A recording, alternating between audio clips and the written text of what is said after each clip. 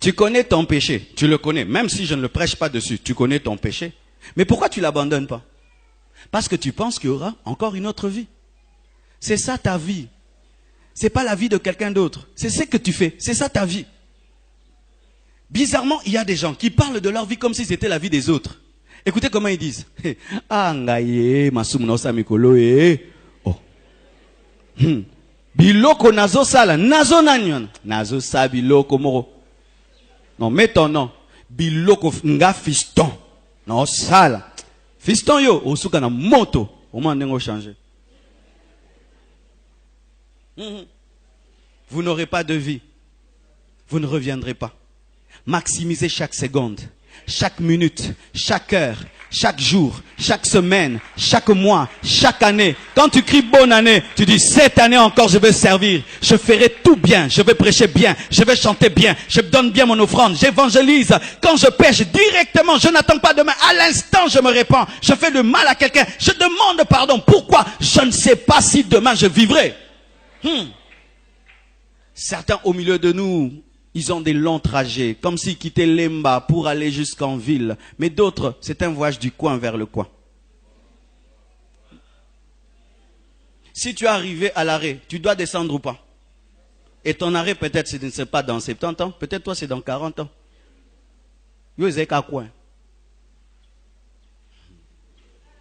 Tout le monde, je verrai les enfants de mes enfants.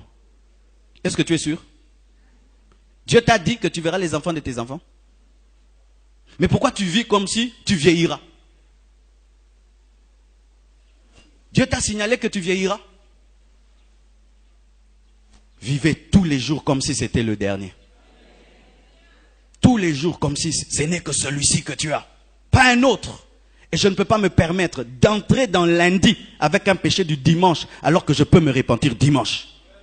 Je ne me mettrai pas en ordre avec Dieu demain, aujourd'hui. Pourquoi? Je n'ai pas demain. Demain ne m'appartient pas. C'est Dieu qui maîtrise les temps. Moi, je ne maîtrise pas le temps. Pourquoi tu te glorifies du lendemain comme si le lendemain t'appartenait? Il ne t'appartient pas. Il appartient à Dieu. Et Dieu peut dire la nuit, tu reviens. Je reviens, mais je ne vais pas mal. Oh, tu penses qu'on meurt seulement parce qu'on est malade? Moïse est mort de quoi? De la volonté de Dieu? C'était ça sa maladie. La volonté de Dieu l'a tué.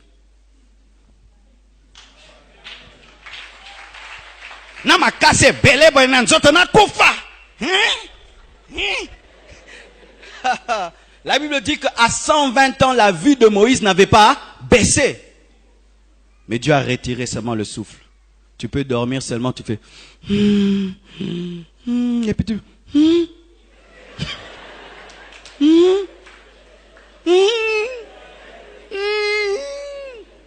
Ouais.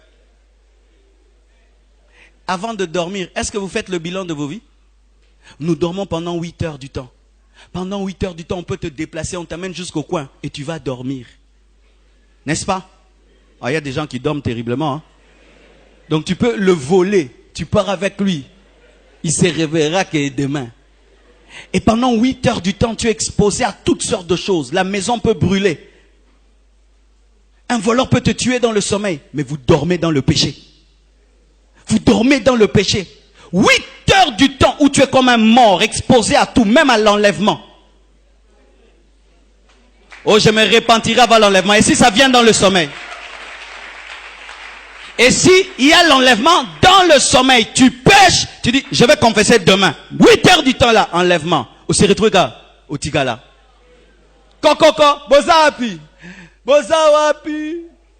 Alors on m'a dit d'interpréter toujours en français. Où êtes-vous? Et Simbate, Nalingal. Tu te réveilles, papa n'est pas là, maman n'est pas là. Tu es seul dans votre maison. Parce que tu disais toujours que tu as le temps. C'est un démon qui te dit que tu as le temps. Je dis, c'est un démon qui te dit que tu as le temps. C'est le principe de la carotte et du cheval. Tu connais le principe de la carotte et du cheval? Si tu veux faire courir un cheval sans que jamais il s'arrête, prends une tige, mets sur son cou et place une carotte devant. Le cheval va commencer à courir pour attraper la carotte, mais il ne sait pas que plus il s'avance, plus la carotte aussi s'avance. C'est ce que le diable te fait. Demain, tu vas te repentir. Non, aujourd'hui, demain. Quand il va vraiment prêcher là, tu vas te repentir. quand tu vas grandir, quand tu vas régler ce problème, quand tu. Mais c'est que tu ne sais pas, quand tu avances, la carotte aussi, ça avance. Tu es jeune, tu veux te repentir, te dis tu es jeune. Est-ce que tu as déjà goûté à la vie? Fais encore la vie. Tu fais la vie et puis tu dis ça va, maintenant je veux me convertir. Tu dis non, tu as trop fait la vie. Maintenant si tu reviens à Dieu, tu vas abandonner. Attends vraiment que tu fasses trop de mal pour que tu sois culpabilisé. Tu fais le mal, tu es doublement culpabilisé. Tu dis maintenant je vais arrêter. Il dit est-ce que ça t'a tué? Ça t'a pas tué? Fais encore un peu. Jusqu'au jour de ta mort, tu meurs, tu n'as jamais pris la vraie décision. Chacun de nous ici connaît le standard de sa vie chrétienne, s'il a une bonne vie chrétienne ou une mauvaise.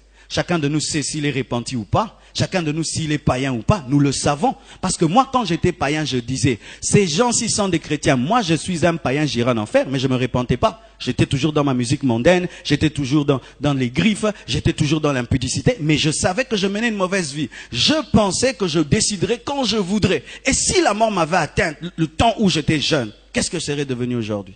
Vous tous qui entendez la parole, cette parole vous jugera. Pire, plus que les païens, parce que vous connaissez la vérité et vous reportez toujours à demain votre vie chrétienne, votre vraie vie chrétienne. Chacun de nous sait ici quel genre de vie chrétienne il doit avoir. Nous savons que Dieu veut que je prie beaucoup, que je jeûne beaucoup, que je me sanctifie, que j'abandonne ça. Nous le savons, nous tous nous le savons. Mais nous disons, pas aujourd'hui, demain. Demain, le temps, est-ce qu'il est à toi? Regarde ton voisin. Dis-lui, est-ce que tu sais ce que je vais te dire? Tu ne sais même pas ce que ton voisin va te dire. Maintenant, tu maîtrises demain.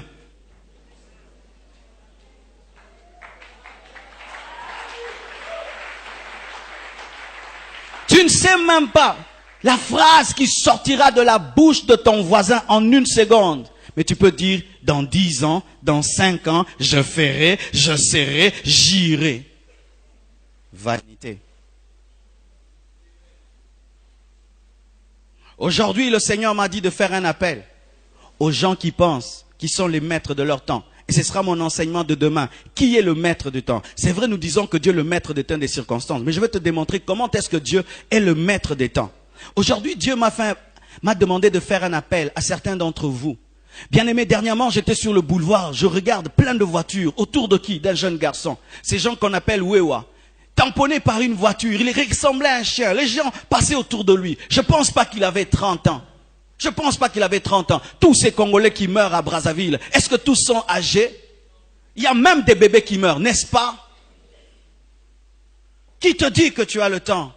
Et si une guerre éclatait, qui te dit que tu auras le temps? Bien-aimé, Dieu te parle de plusieurs manières. Des fois, tu entres dans un taxi et un accident a failli arriver. Et si cet accident était arrivé, où est-ce que tu serais parti? Si cette maladie qui t'a attrapé, qui t'a alité pendant une semaine t'avait tué, où est-ce que tu serais parti? Cette maladie qui t'avait alité, si elle t'avait emporté, où est-ce que tu serais parti? Si cet accident raté t'avait tué, est-ce que tu serais parti au ciel? Mais est-ce que cet accident t'a prévenu? Est-ce que cette maladie-là t'a prévenu? Non, elle ne t'a pas prévenu. Et tu penses que ce sera le dernier accident ou la dernière maladie?